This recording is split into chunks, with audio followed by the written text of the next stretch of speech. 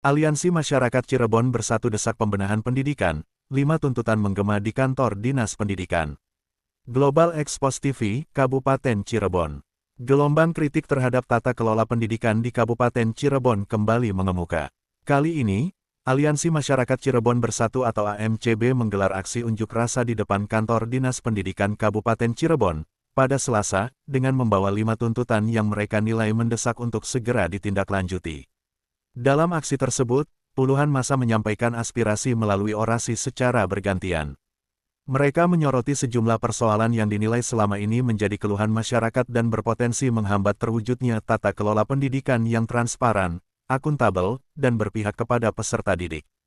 Ketua AMCB, Zaki Mulyadi, dalam wawancaranya menyampaikan 5 tuntutan utama. Pertama, meminta penghentian dugaan praktik pungutan liar terkait pengelolaan dana bantuan operasional sekolah atau dana BOS. Kedua, mendesak evaluasi terhadap dugaan monopoli proyek di lingkungan pendidikan. Ketiga, meminta evaluasi menyeluruh terhadap keberadaan koordinator wilayah atau korwil pendidikan yang dinilai tidak lagi efektif. Keempat, menuntut penghapusan dugaan praktik penitipan dalam proses penerimaan peserta didik baru atau PPDB. Kelima, mendesak pemerintah untuk memprioritaskan rehabilitasi sekolah-sekolah yang mengalami kerusakan. Menurut Zaki, dunia pendidikan semestinya menjadi ruang yang bersih dari berbagai praktik yang berpotensi menimbulkan ketidakadilan. Ia menilai pengelolaan anggaran pendidikan harus dapat diakses dan diawasi oleh publik demi menjamin manfaatnya benar-benar dirasakan oleh siswa dan masyarakat. Kami tidak ingin pendidikan hanya menjadi tempat menghabiskan anggaran tanpa pengawasan yang jelas.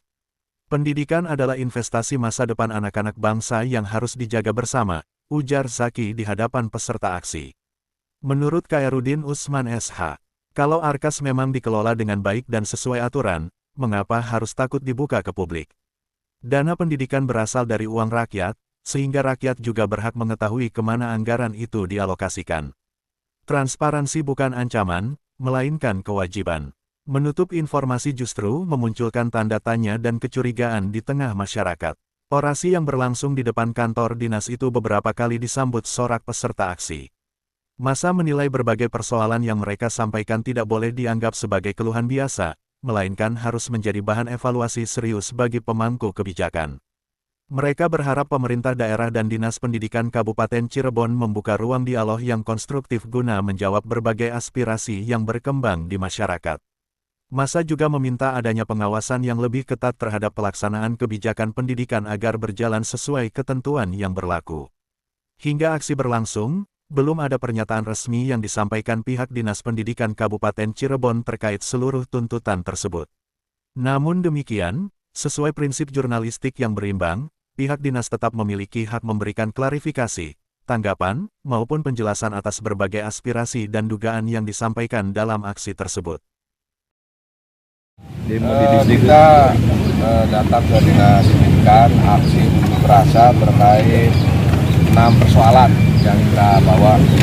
Pertama, kita minta stop pungli dana pos. Jadi menurut informasinya, setiap pencairan dana pos itu ada administrasi 100.000 per sekolah, dan itu berjalan setiap bulan. Nah, yang kedua, program-program rehab, kegiatan-kegiatan proyek di Dinas Pendidikan dimonopoli oleh kelompok berpartisipasi bekerja di Dinas Pendidikan. Yang ketiga, Korwil ini infonya sudah dibubarkan, namun sudah dibentuk lagi dengan nama yang lain. Mudah-mudahan di depannya tidak ada Korwil. Yang keempat, ini masih adanya PPDB titipan di sekolah-sekolah favorit yang masih berlaku, sehingga masyarakat yang sebetulnya zonanya dekat, dia nggak bisa masuk ke sekolah tersebut seperti Sumber. Ini banyak orang Sumbernya yang nggak bisa sekolah di sini. Nah, yang kelima, kalau kepala sekolahnya kurang lincah, kurang loyal, ya mereka sekolahnya mau ambruk pun dibiarkan saja. Nah, yang keenamnya tentang pengawasan MBG. MBG ini mestinya kepala sekolah itu ikut berperan ya, mengawasi baik mutu makanannya maupun standar harganya. Karena di lapangan banyak yang sudah dimakan dibawa pulang dan akhirnya tidak dimakan sama anak. Seperti itu. Dan kita kepala dinas ini untuk bekerja maksimal. Kalau memang kepala dinas tidak mampu, lebih baik kepala dinas mundur. Karena kalau nggak mundur mungkin Jadi Roni harus mundur. Ya harus mundur kalau memang nggak mampu bekerja. Karena Kalau nggak mampu bekerja mundur. Karena selama menjabat belum ada perubahan di lingkungan dinas pendidikan atau di sekolah-sekolah. Itu Pak, untuk sekolah yang rusak atau yang lumpuh itu ada berapa sekolah di kabupaten?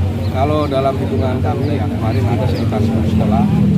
nggak bisa dari kemarin. Ada sekitar 10 sekolah. Nah kalau MDG itu kan Bapak menuntut untuk adanya pengawasan, memang ada penemuan apa Pak? Nah, kalau di lapangan itu banyak ya kayak sebenarnya nggak layak dan harganya pun nggak sampai 10.000. Nah, tapi pihak sekolah memaksa harus dibawa, harus diterima. Nah, harusnya pihak sekolah lebih berpihak kepada murid karena murid ini kan anak didik, berarti kan anaknya seperti itu. Dan ini kepala dinas harus tegas. Nah dari hasil 5 perhitungan itu Pak, tadi kan ada audiensi. Nah hasilnya itu seperti apa Pak? Kalau hasilnya kepala dinas berjanji akan mengevaluasi dan memperbaiki semua yang kami sampaikan, yang kami tuntut itu akan diperbaiki semua. Oke. Kalau tahun depan dilakukan ya mohon maaf, mungkin di bulan depan juga kita akan evaluasi ke lapangan. Ada nggak dari pihak dinas pendidikan yang turun supaya ke sekolah-sekolah? Kalau tidak ada ya mungkin bulan depannya kita aksi lagi. Ya gitu. Bang, biasa.